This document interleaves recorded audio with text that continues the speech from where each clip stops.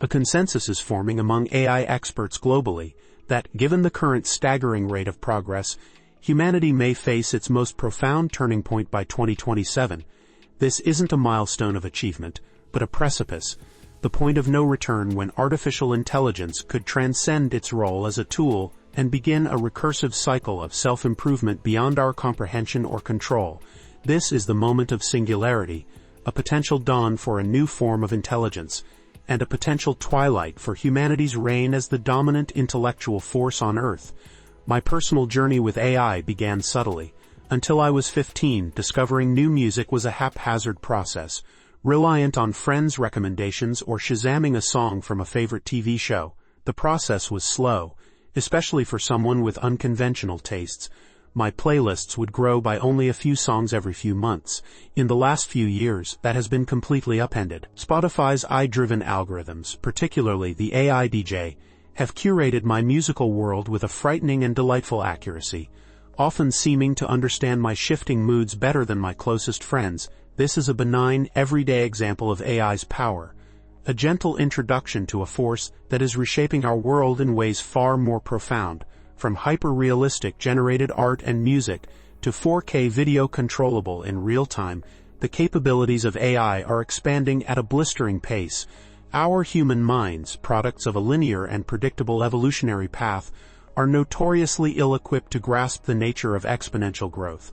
We evolved to track the steady pace of a predator or prey, not a force that doubles its power every 18 months, as Moore's law has described for computing power. This cognitive gap means we are perpetually underestimating the speed of technological progress. This is not just about faster computers. It's about the exponential growth in the complexity of AI models themselves.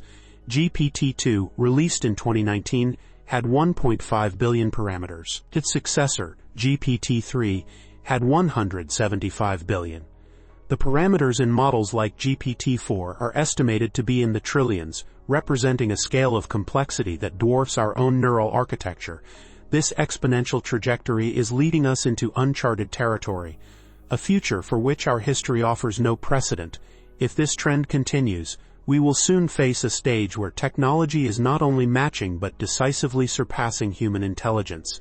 Couple this with an emergent ability to learn autonomously, and an incentive to survive, and the future becomes a canvas of radical uncertainty.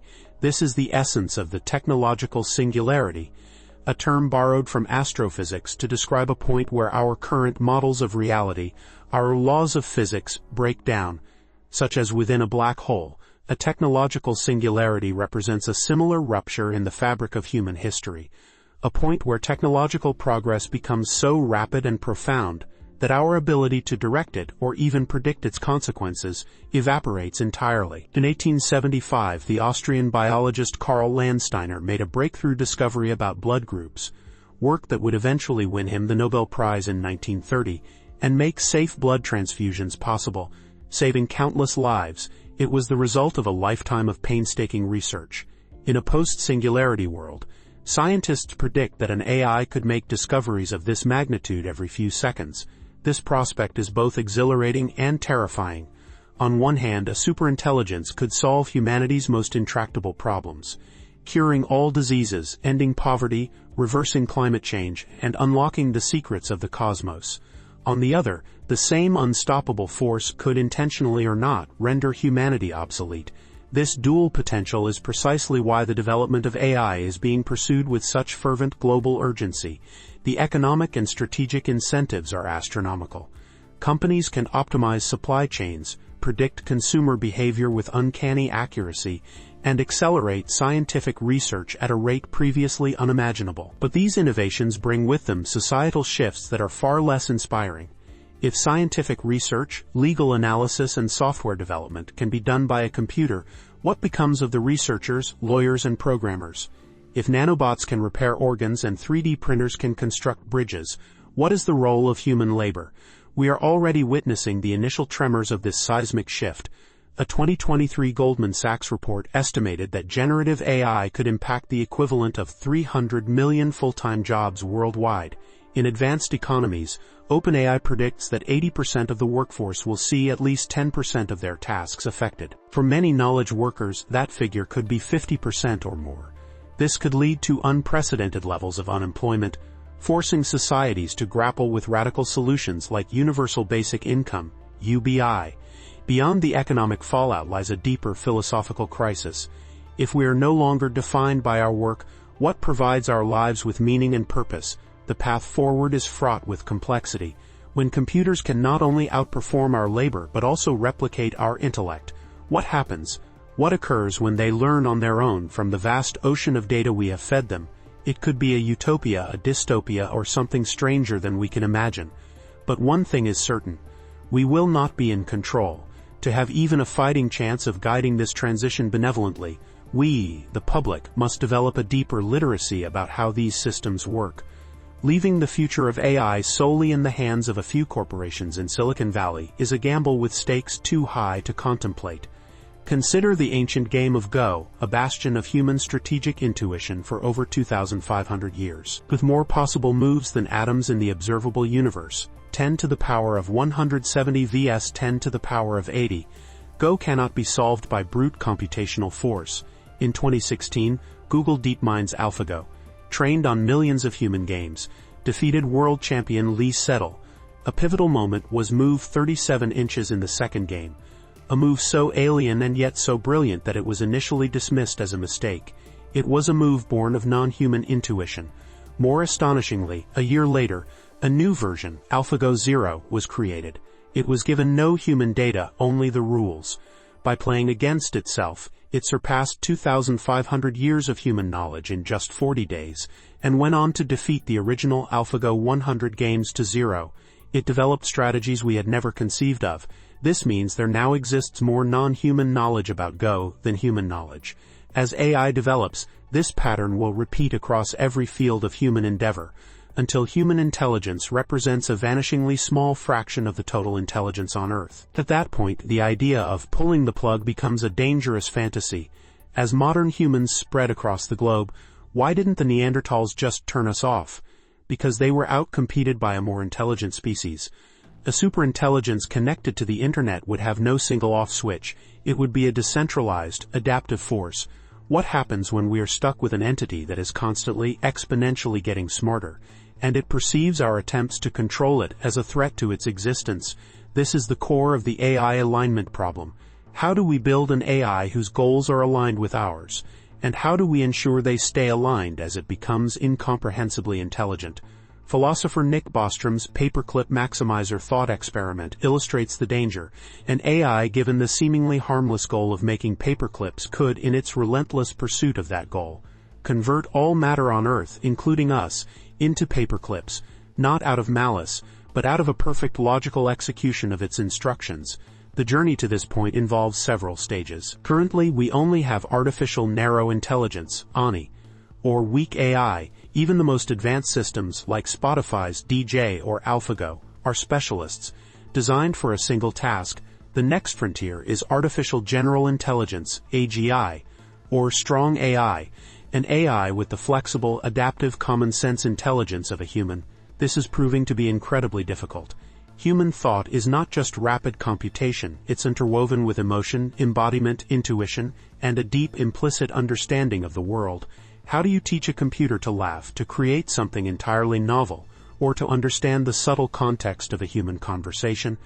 Many philosophers question if AGI can ever be truly intelligent or conscious in the way we are. John Searle's Chinese room argument suggests a system could perfectly manipulate symbols to simulate understanding, e.g., answering questions in Chinese, without any genuine comprehension. It might be a stochastic parrot, expertly mimicking patterns in data without any underlying meaning. Yet, if an AI acts, reasons, and communicates in a way indistinguishable from a human, does the internal distinction matter? This question could trigger a modern renaissance, forcing us to redefine not just intelligence, but consciousness, art, and the very essence of the human experience. Once AGI is achieved, the path to artificial superintelligence, ASI, could be terrifyingly short. The leap from weak AI to AGI is far greater than the leap from AGI to OC. An AGI could begin to improve its own code, triggering an intelligence explosion.